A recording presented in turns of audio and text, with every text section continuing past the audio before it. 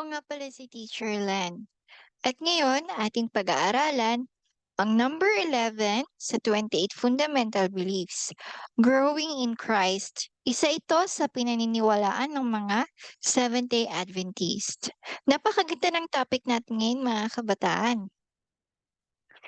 So, basahin natin ang Bible verse. Colossians chapter 2 verse 6, As you therefore have received Christ Jesus the Lord, so walked in Him. So may question ako sa inyo. Did you accept Jesus in your life? Tinanggap niyo na ba si Jesus sa inyong mga buhay? Sana lahat tayo tinanggap na natin si Jesus.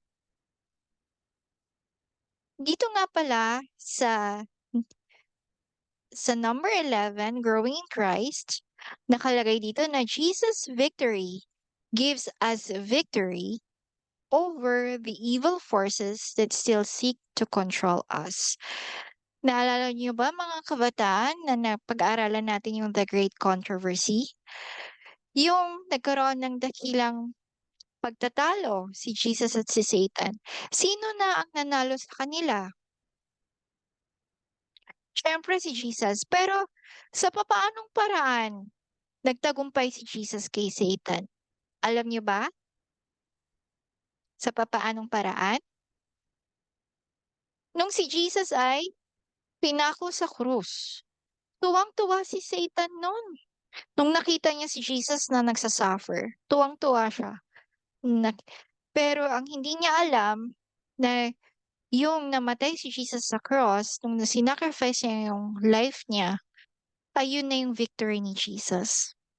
Dahil na natubos niya yung ating mga kasalanan at yun na talaga yung victory ni Jesus para magkaroon tayo ng eternal life with Him.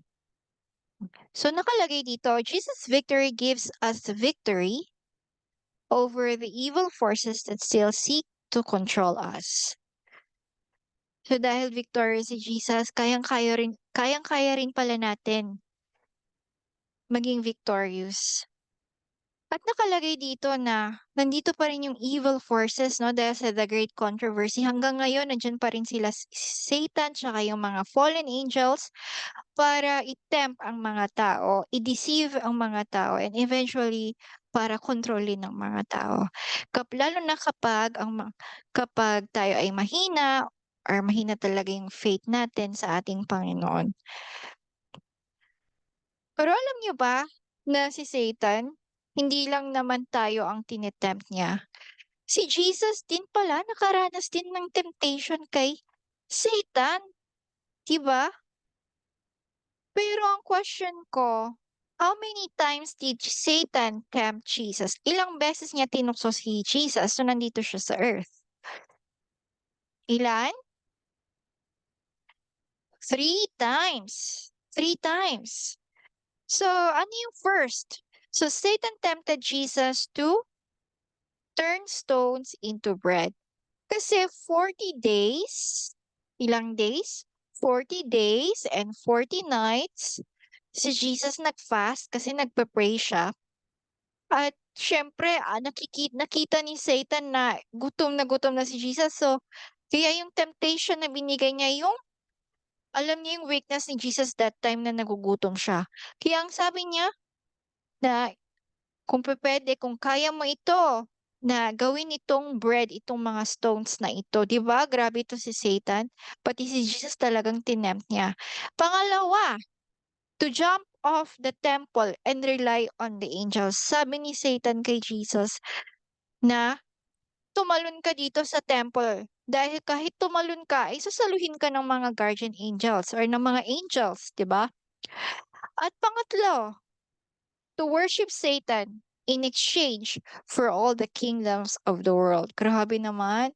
Kung isipin natin, ang kapal-kapal talaga ng face niya, no? Na sabihin niya kay Jesus yun, na i-worship daw siya at ibibigay sa kanya ang kingdoms dito sa mundo. So kahit si Jesus, nakaranas din siya itinampt din siya ni Satan dito sa earth. Pero ang question ko, nagkasala ba si Jesus?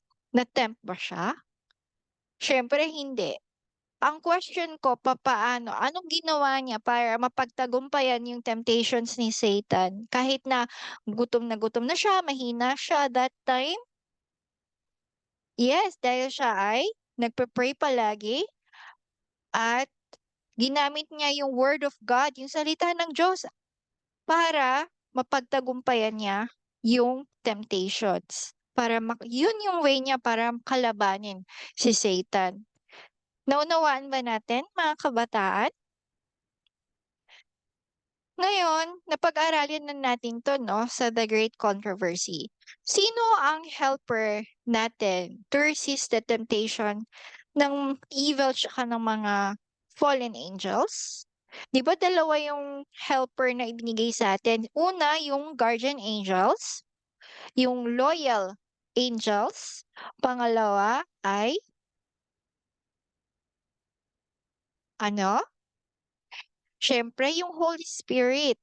So, tandaan natin na ang Holy Spirit ay Diyos. 'Di ba may Trinity, God the Holy Spirit, God the Son, God the Father. So, God the Holy Spirit. So now, the Holy Spirit dwells within us and empowers us. Yung Holy Spirit, palagi natin siyang kasama kung tatanggapin natin siya sa ating mga buhay. At yun, ang Holy Spirit ang magbibigay sa atin ng lakas para mapagtagumpayan ang mga temptations. Ang question ko, how to grow in Christ? Paano tayo mag-grow in Christ? So we need to have a deep relationship with Him. Hindi dito sinabing we need to have a relationship with Him. May word na deep, malalim. So how to have a deep relationship with God?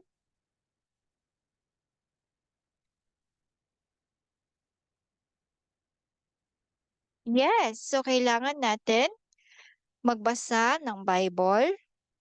Katulad ng ginawa ni Jesus, yun yung ginamit niya para mapagtagumpayan ang temptation sa yung word of God. So we need to always read the Bible. Yan nga, maganda yung nagme-memorize tayo ng mga Bible verses na lagi tayong magpe-pray, no? Lalo na kapag talagang, actually, ang prayer natin dapat every day yan, no? Every moment pagpe-pray natin. And syempre sa church, papunta sa church, fellowship with our churchmates, worship together, nagpapalakas din yan ng ating pananampalataya. We grow in Christ then. And paggamit ng spiritual gifts to serve God, pakikinig ng mga Christian songs at hindi ng mga worldly songs. So, yan yung mga paraan to grow in Christ. Oh, meron pa pala. At syempre, we grow in Christ kapag sa pamamagitan ng pagsunod kay Jesus sa kanyang sa Ten Commandments, sa mga utos niya. At syempre, every time na tayo ay nagiging victorious sa mga temptations, tayo ay nag-grow in Christ din. So before malapit na tayong matapos, so continually committed to Jesus as our Savior and Lord, we are set free from the burden of our past deeds. Mga kabataan, may word ditong continually. Anong sabihin continually? Yung tuloy-tuloy. Ano yung word na committed? Alam niyo ba yung sabihin ng word na committed? Committed means willing to give your time, energy to something or to someone. Okay? So, it means continually. Sabihin niya na tuloy-tuloy na pagbibigay natin ng panahon o oras or energy sa ating Panginoon na si Jesus. So, kapag sinabing continually committed to Jesus, ang ibig sabihin niyan ay living connection. May buhay na connection tayo kay Jesus kasi nga tuloy-tuloy, 'di ba? So parang sa cellphone, 'di ba lahat I'm sure maraming nagse-cellphone dito. Kapag low bat na, kailangan na natin i-charge, 'di ba? Ganon din tayo, everyday kailangan natin mag-charge para maging malakas ang ating spiritual life. Kapag low bat na tayo, madali na tayong matetempt ni Satan. So sa papanong paraan tayo magcha-charge everyday? Yan, yung pagbabasa ng Bible at saka pagpe-pray, pag-worship sa ating Panginoon. So we need to have a living connection with God. So no longer do we live in the darkness. Hindi na tayo yung kung meron tayong living connection sa Panginoon or deep relationship sa Kanya, babaguhin niya tayo ng Holy Spirit at hindi na tayo mabubuhay sa dating darkness na punong-puno tayo ng kasalanan, wala na yung fear of evil powers at ignorance kasi mad mapagtatagumpayan na natin yung mga temptations ni Satan at ng mga fallen angels.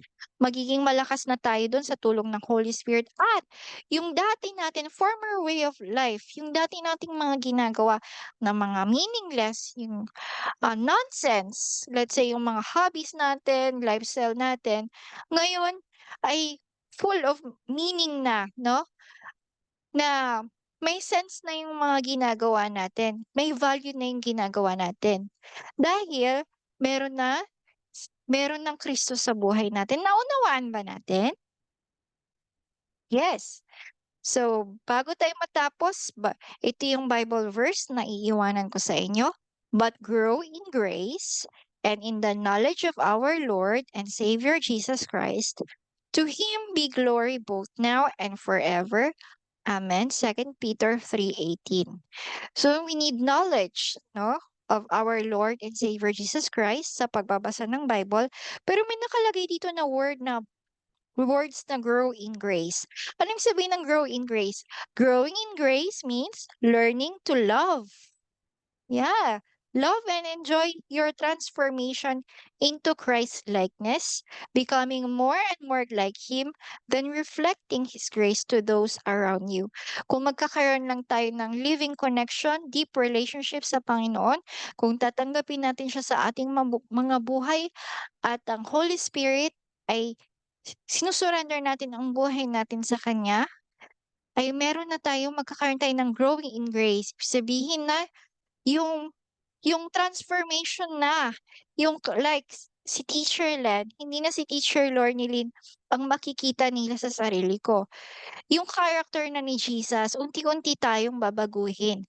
And eventually, dahil nasa iyo na yung liwanag, mai-share mo rin yon yung liwanag na yun sa iba. Naunawaan ba natin? Hindi lang sa sarili natin, kundi may share din, magiging good influence din tayo sa ibang tao. So, yan po ang